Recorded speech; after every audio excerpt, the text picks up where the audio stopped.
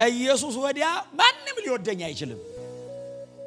ከኢየሱስ ወዲያ ማንንም ሊወዳቸው አይችልም።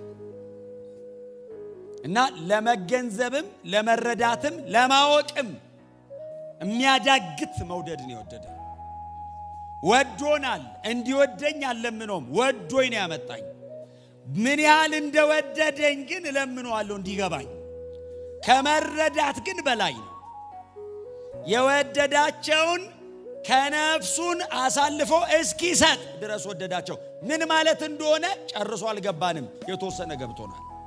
ስለዚህ መውደድ የተወሰነ የነገረን ወንድማችን ሐዋርያው ቅዱስ ጳውሎስ ነው። ኤፌሶን 3 ላይ ትዝ ይላችሁ። ለኤፌሶን ቤተ ክርስቲያን በተደረገ ጸሎት ላይ ነው ፍቅሩን ጳውሎስ እየጸለየ ነው። ጸሎት ነው ባይዘው። አሁን እየሰበኩት ነው። ጳውሎስ ተንበርክኮ ነው የሚለው እና አባትነት ሁሉ ከሚሰየምበት ከፊት እንበረከካለሁ አለ።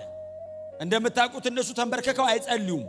ፊታቸውን ወደ ግድግዳ አዙረው ቆመው ነው የሚጸልዩት። ከተንበረከኩ ነገሩ በጣም ከባድ ነው እና ጳውሎስ አባትነት ሁሉ ከሚሰየምበት ከፊት ምን ማለት ነው? አባትነት የሚሰየም ማለት ሶርስ ነው ማለት ነው። ምንም ተጠይቆ አይጠፋም ነው።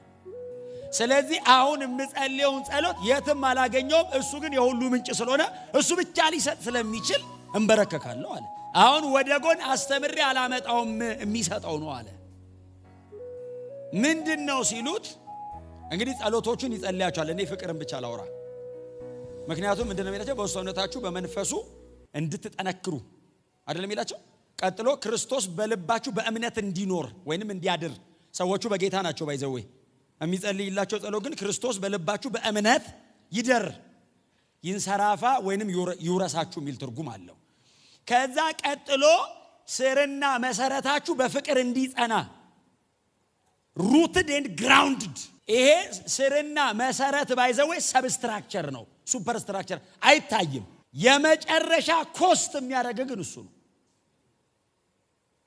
ጉልበትን የሚጨርሰው አቅምን የሚጨርሰው አይተ እማታደንቀው የቤቱ መሰረት ነው። ስርና መሰረታችሁ በፍቅር ይጸና ዘንድ ይሄ ልመናዬ ነው አለና በምን አይነት ፍቅር ሲሉት ጳውሎስን በክርስቶስ ፍቅር ከፍታው ጥልቀቱ ርዝመቱና ስፋቱ ከመታወቅ የሚያልፈውን የክርስቶስን ፍቅር ታውቁ ዘንድ ብቻ አይደለም የሚለው ከቅዱሳን ጋር የመገንዘብ ኃይል እንዲኖራችሁ ነው የሚለው።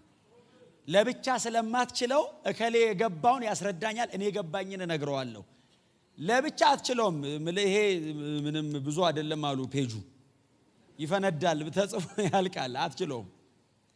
ከመረዳት ስለሚያልፍ ከቅዱሳን ሁሉ ጋር የመገንዘብ አቅም እንዲኖራችሁ ከመታወቅ የሚያልፈውን ይሄንን ፍቅር እንድታውቁ። ይሄ ምን ይባላል? ፓውሊያን ፓራዶክሲቲ ይባላል። የሚጋጭ የጳውሎስ ትምህርት ይባላል። ከመታወቅ የሚያልፋልና እወቁት። በአይምሮ አውርደ ልታብራራው አትችልም። መንፈስ ላይ ብርሃን ሆኖ ግን ይቀመጣል። ሪዝናውት አታረገውም። እንደወደደ እርግጠኛ ነህ፣ እንደሞተልህ። ለዚህ ፍቅር ምላሽ እሞትለታለሁ ትላለህ። የት ድረስ ነው የወደደ ብትባል ገብቷል፣ አታብራራውም።